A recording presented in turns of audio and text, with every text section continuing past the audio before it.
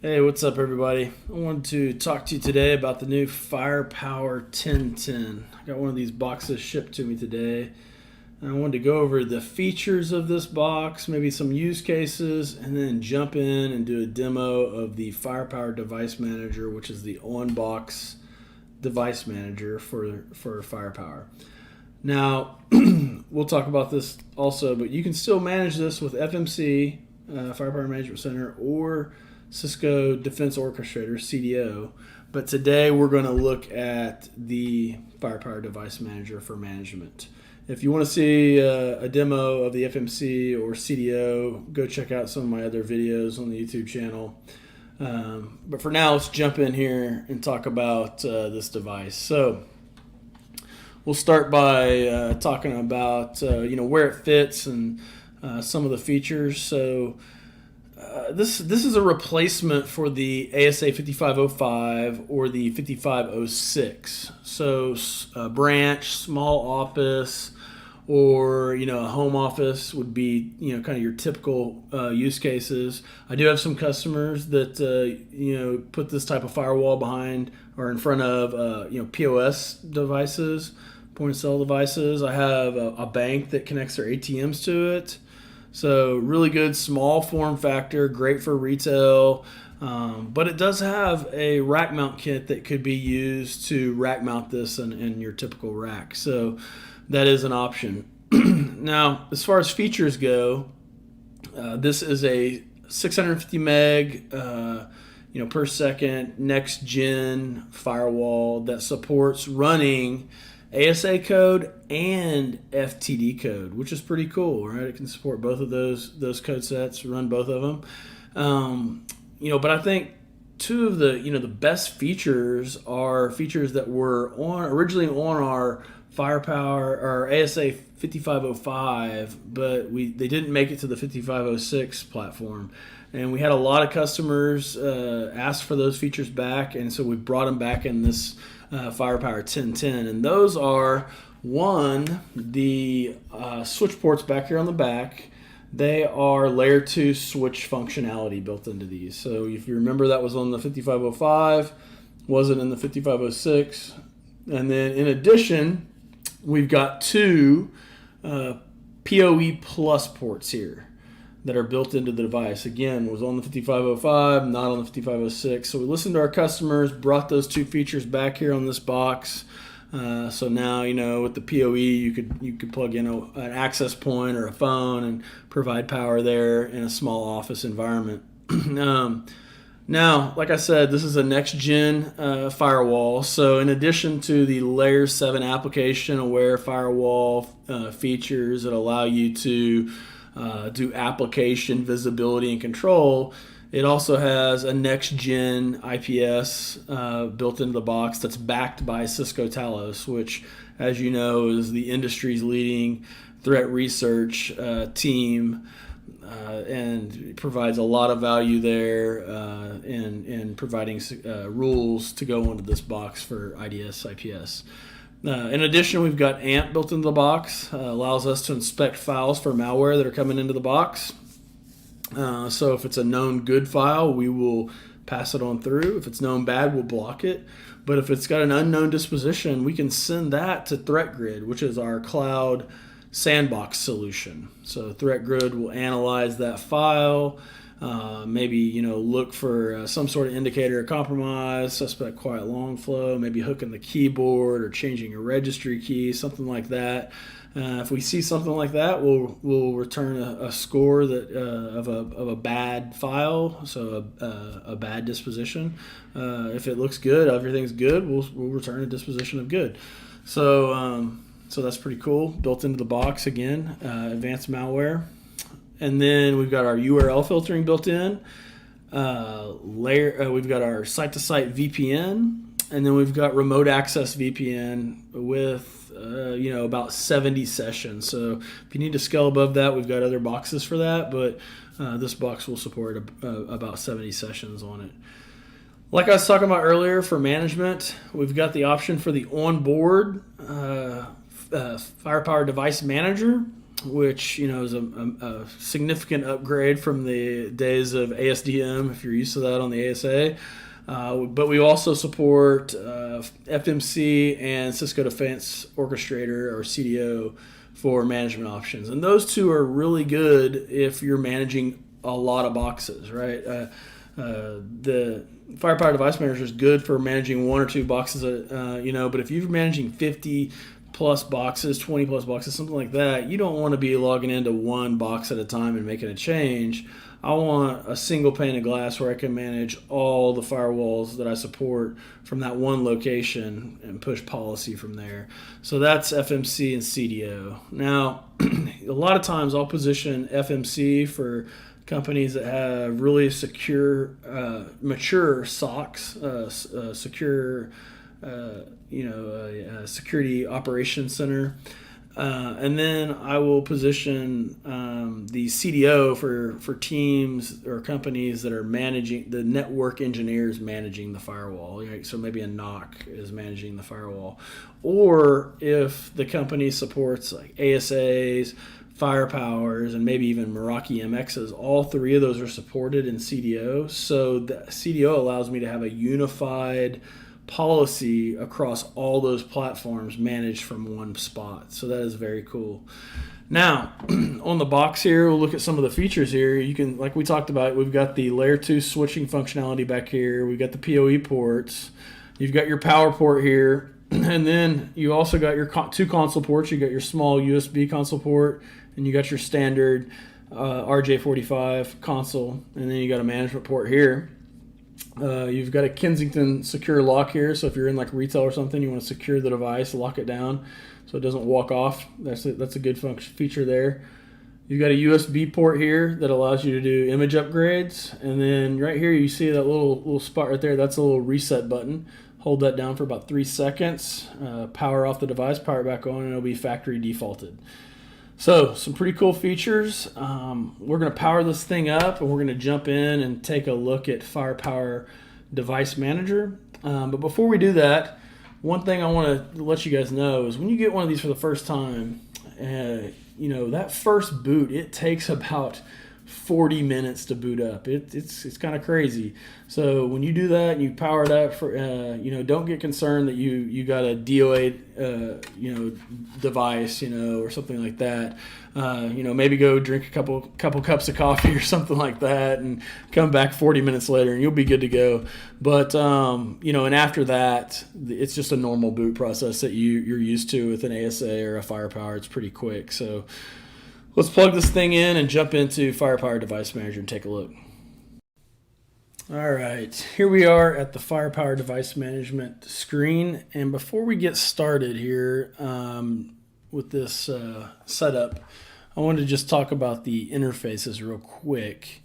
So on the Firepower 1010, interface 1 by default is your outside interface. So that's what we're going to have plugged into our ISP. Then interfaces 2 through 8 are on subnet 192.168.1.0/24, and DHCP is going to be enabled there. So you can see in the gateway is a .1. You can see I'm connected to that right here in my browser. But I could also connect to the management interface that I showed you earlier, and that has DHCP enabled also for the subnet of 192.168.45.0, and it's a /24. And it has a gateway of 192.168.45.45.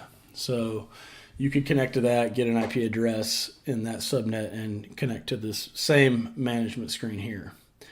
Now, to log into this management screen, the default username is admin, and the default password is admin with a capital A 123.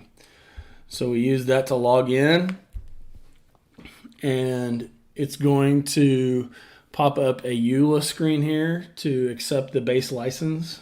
So just scroll down there to the end and click accept. And this will take us to a screen to change that default password. So again, default password admin with a capital A 123, and then you're going to put in a strong password here.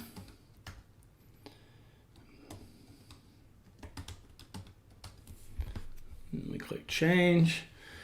And this will pop us up into a configuration wizard that will just go through configuring a base configuration of that outside interface, NTP, and we have an option to start configuring our inside interfaces and our policy.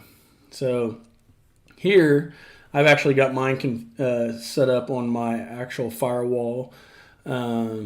So I'm not connected directly to my ISP, so I'm going to enter in a manual address and then give it a gateway here of 10.20.10.1. I'm not going to use IPv6, and then I'm going to use the OpenDNS recursive DNS solution for my DNS, both primary and secondary.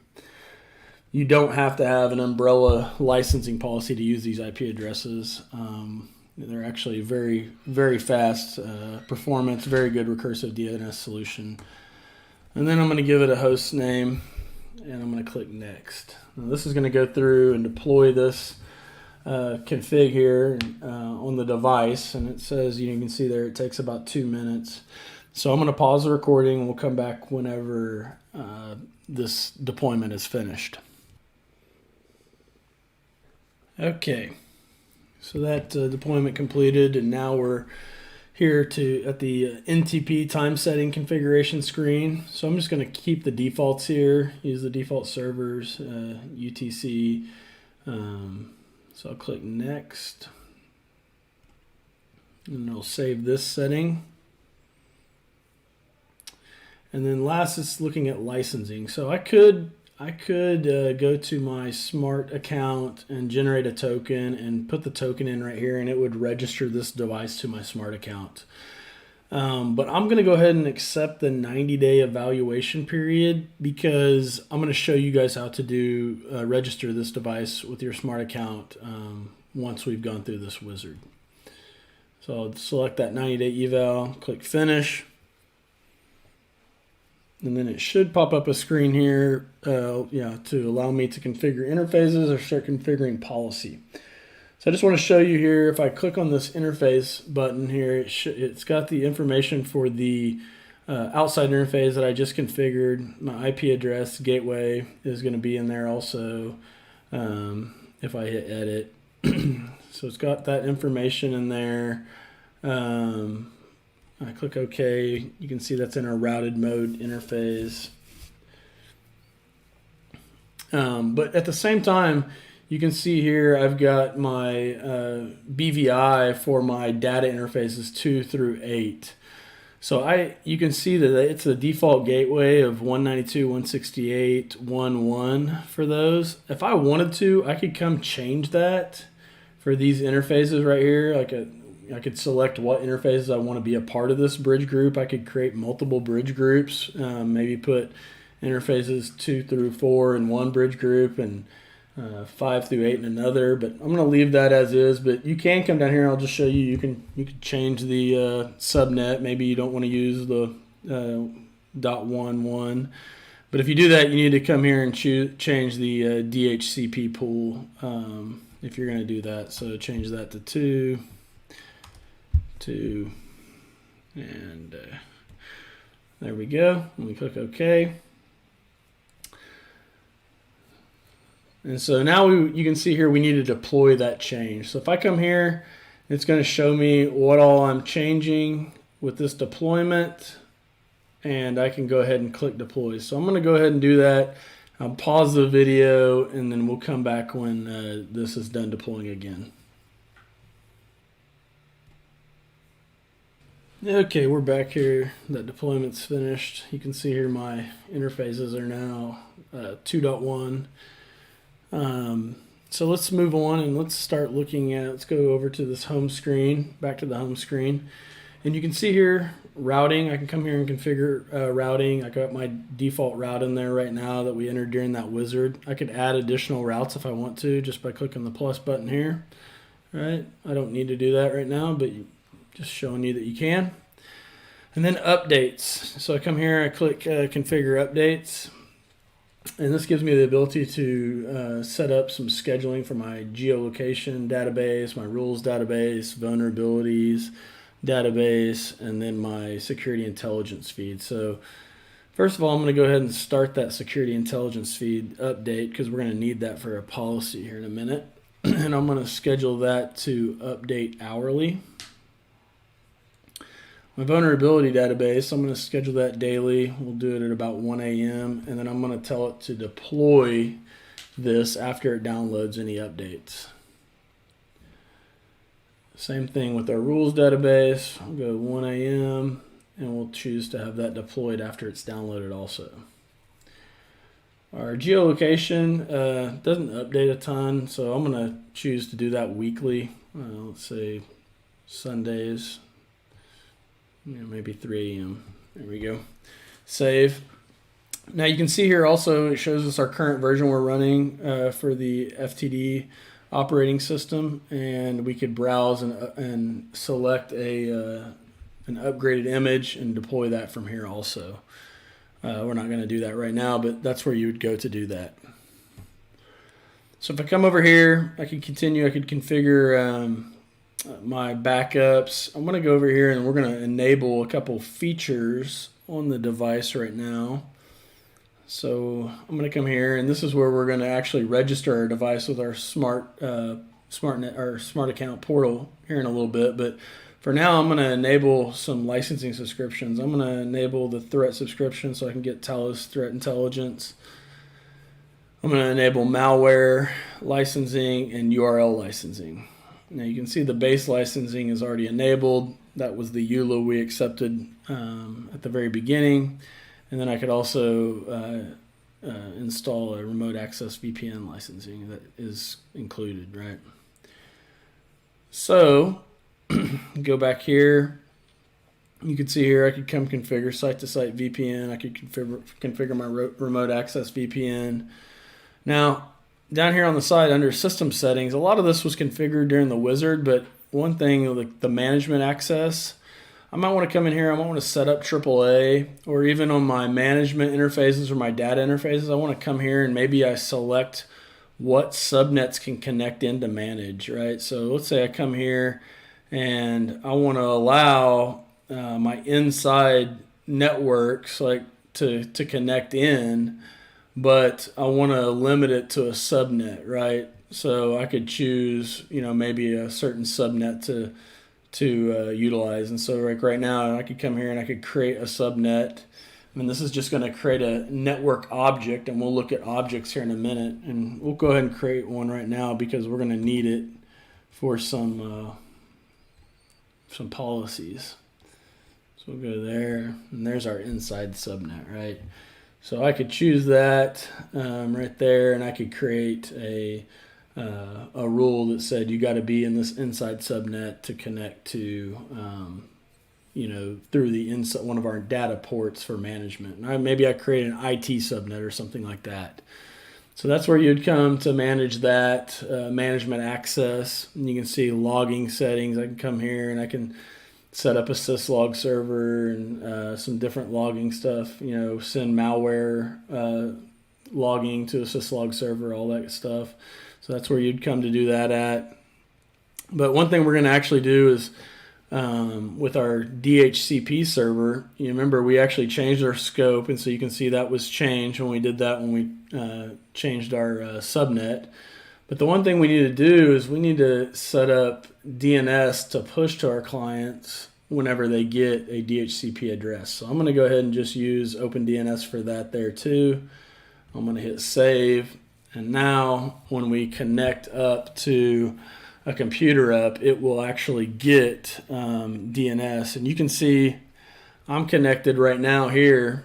And if I actually reset this connection, well, first of all, if you remember, we've got to deploy this config. So I might have saved that, but that config's not deployed. So let's go ahead and deploy that, and then we'll look at getting a new IP address. Now, the one thing I wanted to show you guys, I didn't show you earlier, is this shows you, kind of what's being deployed in this deployment. But I could also come down here to more actions, and I could download a text of this or copy this to a clipboard. So maybe I need to put it in a change ticket or something like that.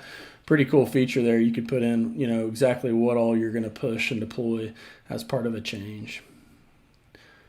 So I'm going to go ahead and deploy that now. We'll pause the video. We'll come back and we'll look at, we'll renew our IP address and get that DHCP information.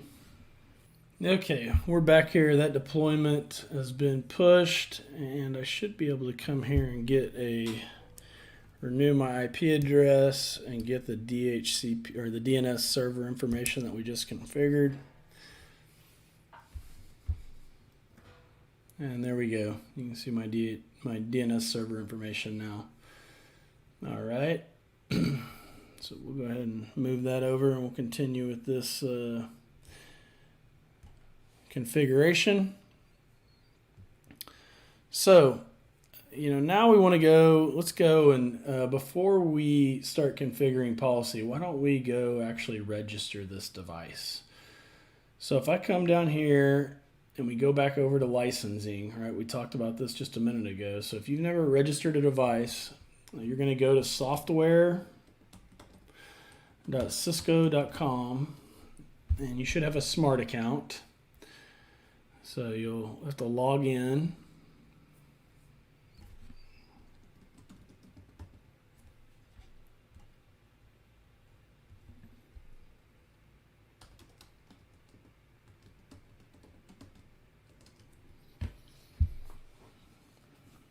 Two-factor authentication here with Duo.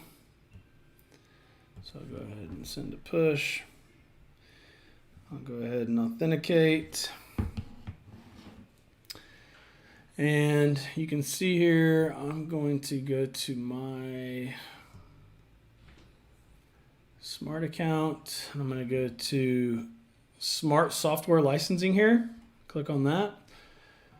And I have actually already created a token, but you can see this token down here that I created for my Firepower 1010. You could do this just by clicking New Token and entering a description of that, expiration date. So I've already done this, so I'm going to go ahead and choose this token here.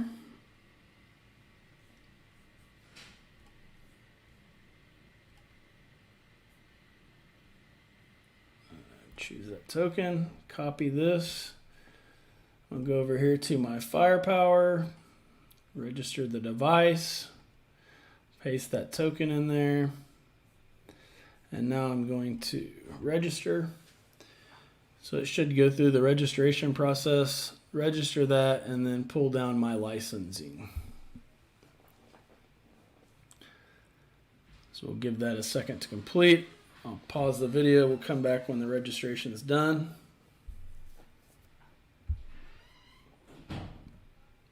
All right, so we're back here.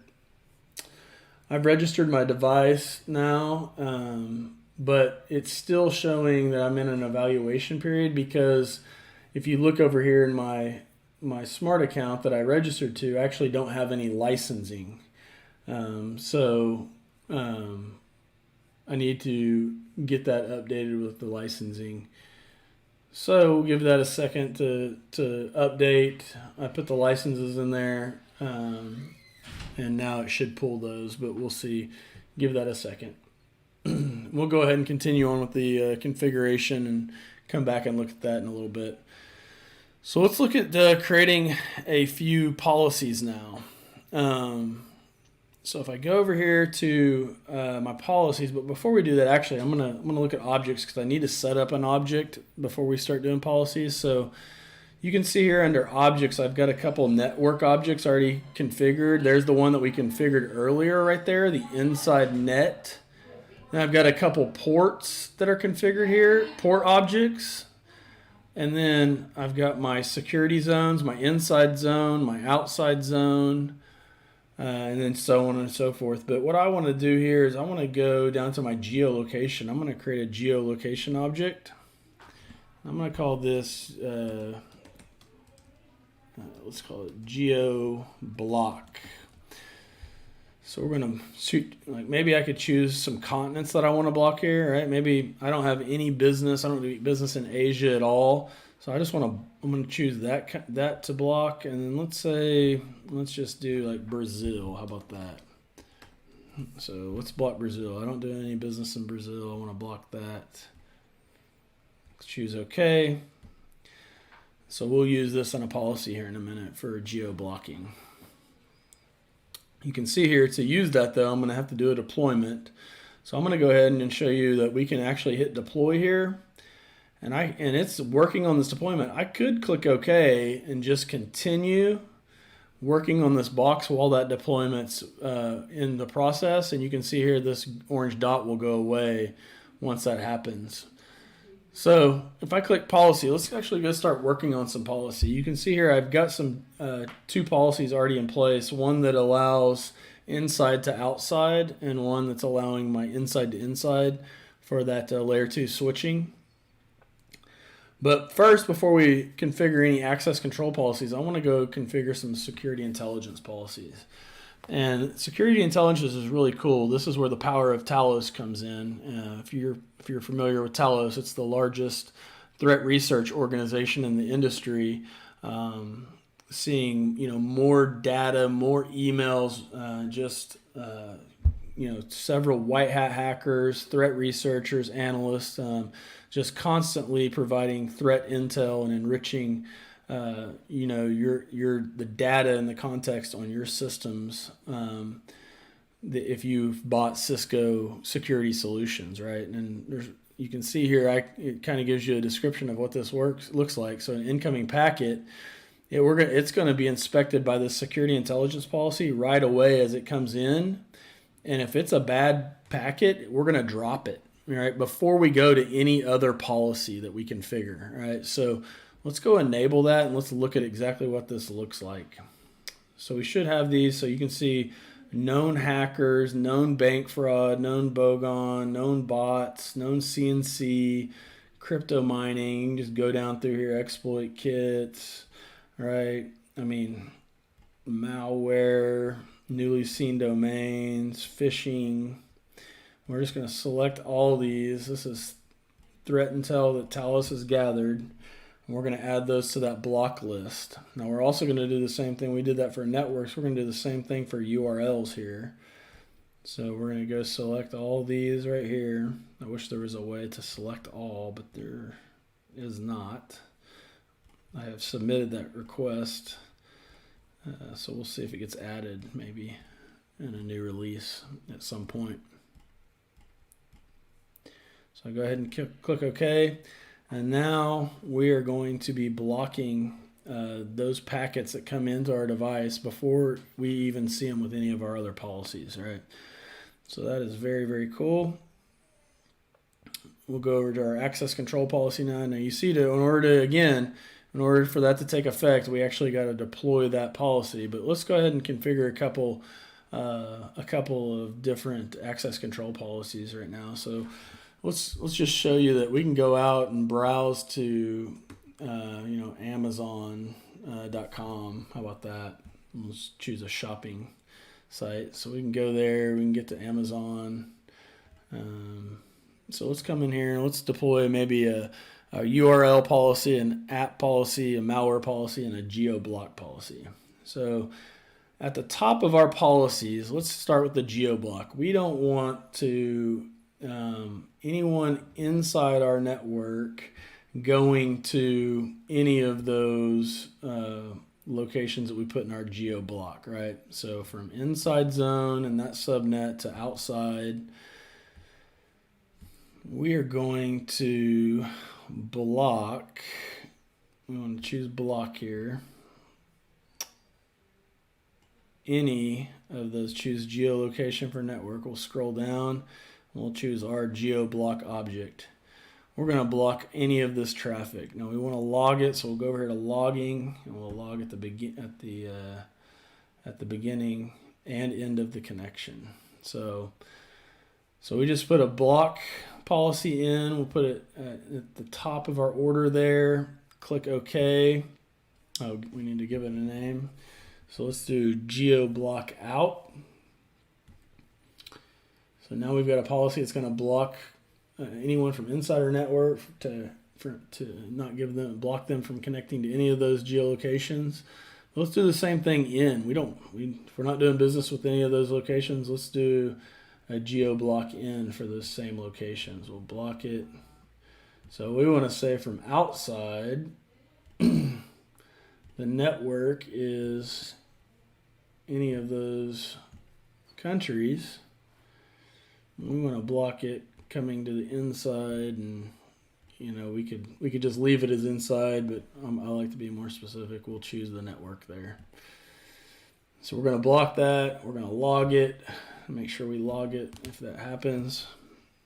And so you can see I didn't choose the order here, so it put it at the very end of this access control policy. So these are processed from the top down. I need to move this up right there. So you can see we can just drag it and drop it and put it in order. So we've got that. Let's go and add, actually let's go to our, so one thing you'll notice here, our inside to outside is a trust, right? So if I come in here and try to edit that, I can't add an intrusion policy to that. An intrusion policy, or even a file malware policy, it cannot be on a trust or a block. It has to be on an allow. So I'm going to change that to an allow so that I can add a malware policy to it. So I want to block all malware that would be coming in. And I want to do an intrusion policy here. So let's enable that intrusion policy, and let's do balance security over connectivity. Okay, so we choose that, and we click OK. And now we've got a malware policy and an intrusion policy on that. That's part of that inside to outside rule. And you can see here over here, if I click on intrusion, I can actually look and see what all is included in the connectivity over security, and the balance security over connectivity, security over connectivity, so on and so forth. So you can see the balance rule has 9,764 rules that are provided by Talos. If I went to security over connectivity, obviously we're choosing more secure, so it's going to have more rules, right? So you see 14,000 rules there, and then maximum detection would be the most amount of rules. So we go back over here. We've got that set up. Let's go ahead, and we've added a malware. Let's go ahead and set up a URL rule. So let's call this, we'll call it URL block out. I like to have the direction in my title. So I'm going to have this going from inside. I can choose the network, inside net. I'll choose that to outside. And then we'll define a URL policy. So let's go ahead and say, we don't want adult pornography. We don't want, how about nudity? And then for the purpose of testing this, let's go ahead and block shopping. So we'll go ahead and shopping there. We'll choose that. And you know what I forgot to do? One, I forgot to set my order. So I'll drag that up there in order, but I also forgot to set the logging on this. So I want to log this. I want to know if I'm blocking something. So I'll go ahead and log that. I could choose to send that to a syslog server if I had that configured. I don't. So I'll go ahead and hit OK there. And then, the last thing we'll do before we start testing it is we'll configure an application block. So let's block, you can see there, block Facebook. So we'll do, you can see here before we do that, www.facebook.com. So I can get there. So let's go from the inside zone, network, to the outside zone. We'll log it. Oh, didn't mean to hit OK. Need to go choose my application. So we're wanting to block Facebook.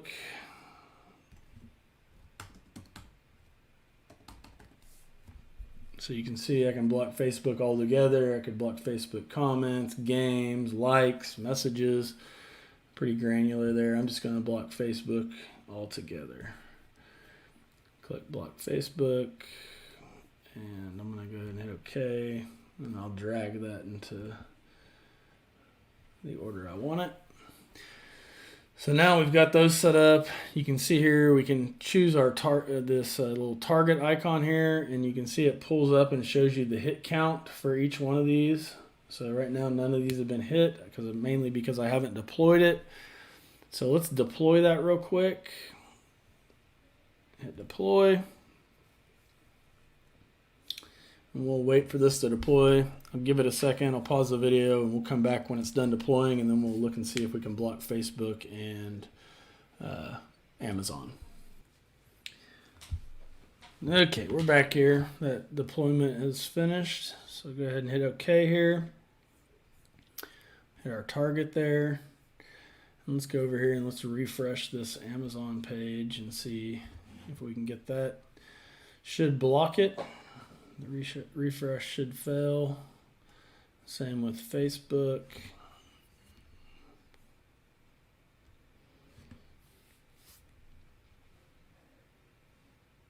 You can see those are just churning away. Let's go back over here and see if we've got a hit count on our policy. There you go.